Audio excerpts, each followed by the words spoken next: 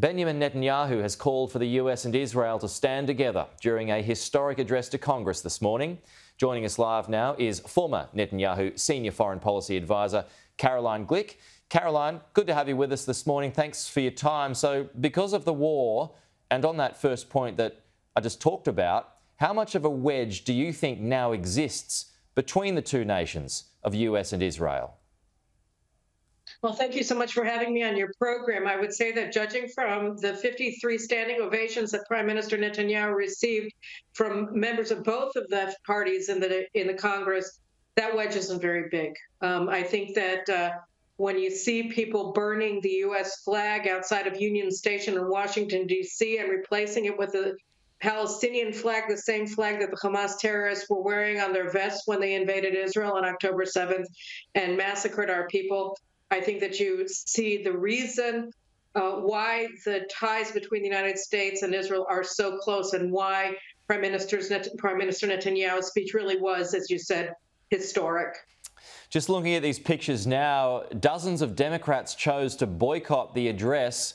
Like it is here in Australia, the left side of politics, or a big portion of it, is firmly against Israel's approach to the war.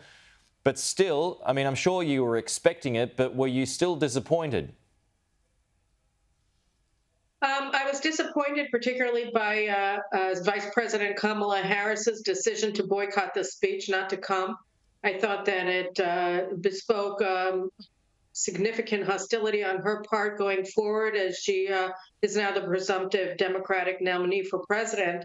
And that's a source of worry. But the fact is that while about 30 Democrats, 9 senators, and 21, I think, congressmen did not come to the speech, the overwhelming majority of Democratic lawmakers in the Democratic Party did come, and many of them heartily applauded Prime Minister Netanyahu today. So I think that was very important. It was also important. We were very concerned that there would be a lot of heckling in the speech, and there was none, except for, I think, Congresswoman Rashida Tlaib, who kept holding up a nasty sign, but nobody really paid any heed to her. And I think, again, that speaks to the fact that really from the beginning of the war until now, American support for Israel, according to tracking polls carried out by Harvard-Harris Polling Institute, show that a steady 80% of Americans support Israel completely in this war.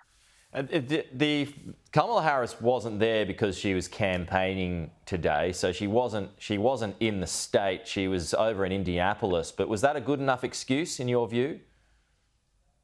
You know, the national offices of the sorority that she was speaking at in Indianapolis actually is in Washington, D.C. So obviously, if she had wanted to, she could have addressed them from Washington.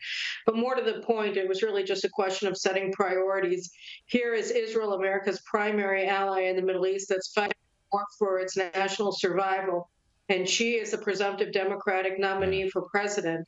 And yet, in her priorities, it was more important to speak to a sorority than to attend and preside over that speech. So I think that was really the sense. So if she were to become president, if she wins in November, what are your thoughts, what are your fears about her stance on Israel and Gaza if she were to become the next leader of the US?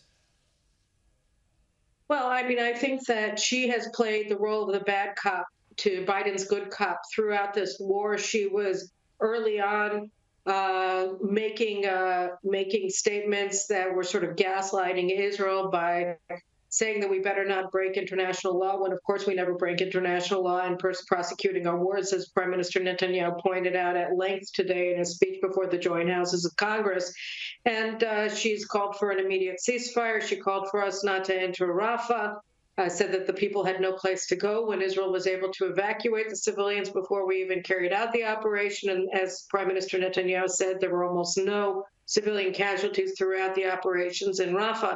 So I thought that it was very important that he made that point, or those points, that he set out the truth ahead of his meeting with Vice President Harris, because I think it's very important to clear the tables.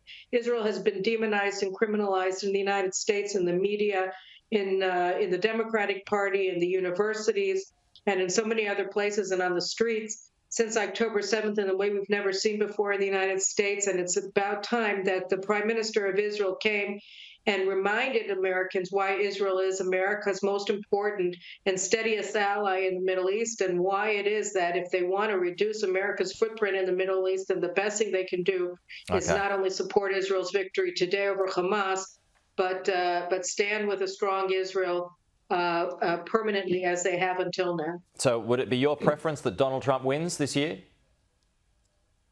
I think the preference of Israel is that the nominee from the party that has been most outspokenly pro-Israel and is capable of seeing the difference between Israel and Hamas terrorists in a very clear and consistent way is the person that Israel would like the best to be president of the United States. And I think that that's in the interest of America as well.